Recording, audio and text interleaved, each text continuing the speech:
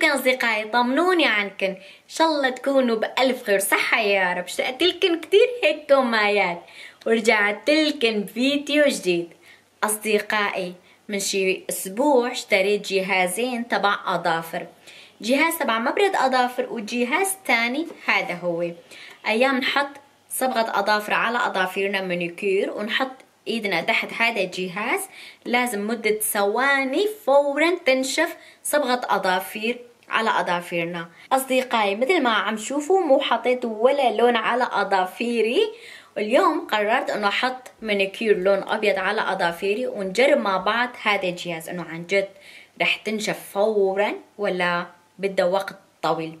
اذا طلع الجهاز منيح اكيد رح احتفظ فيه لانه عن جد يلزمني هيك جهاز للبيت، واذا لا لازم ارجع على شركة. شغلة حلوة يا جماعة، ايام نشتري غرض اونلاين معنا وقت اقل شي 15 يوم ل 20 يوم ل 30 يوم لحتى نرجع هذا غرض، يعني فينا نجربها واذا ما عجبتنا فينا نرجعها مرة تانية للشركة. وحبيت اصور فيديو اليوم واشاركها معكم ونشوف مع بعض انه هذا الجهاز رح تطلع منيحة ولا لا. بس قبل ما نبلش فيديو اليوم، لكل حدا جديد معنا بتمنى تشتركوا بالقناة، حطوا لايك للفيديو وفعلوا زر الجرس مشان دايما يصلكم اشعار كل ما بنزل فيديو جديد على قناتي. ويلا خلينا نبلش مع بعض ونجرب مع بعض هذا الجهاز اوفا لامبي. ليتس جو. هذا هو جهاز اوفا لامبي من ماركة جولي فين.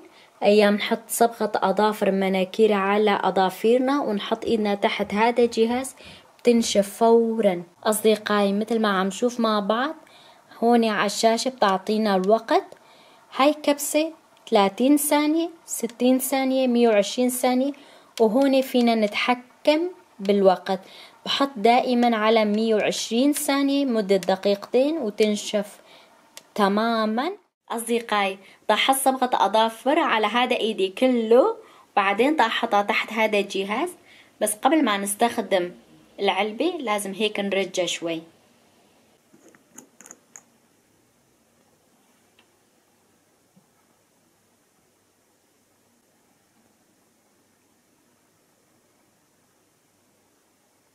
بعد ما هيك خلصنا وحطينا صبغة أظافير على أظافيرنا، هلا تنحط ايدنا تحت جهاز.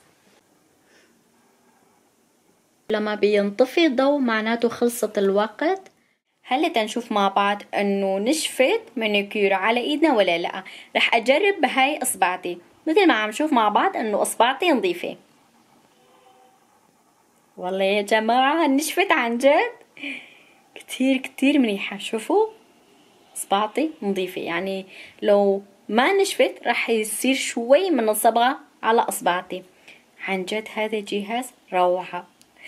ايام نحط صبغة اظافير مانيكير على ايدنا ويطلع لنا الشغل فجأة وبتخرب كل اظافيرنا، يعني بيروح تعبنا على الفاضي.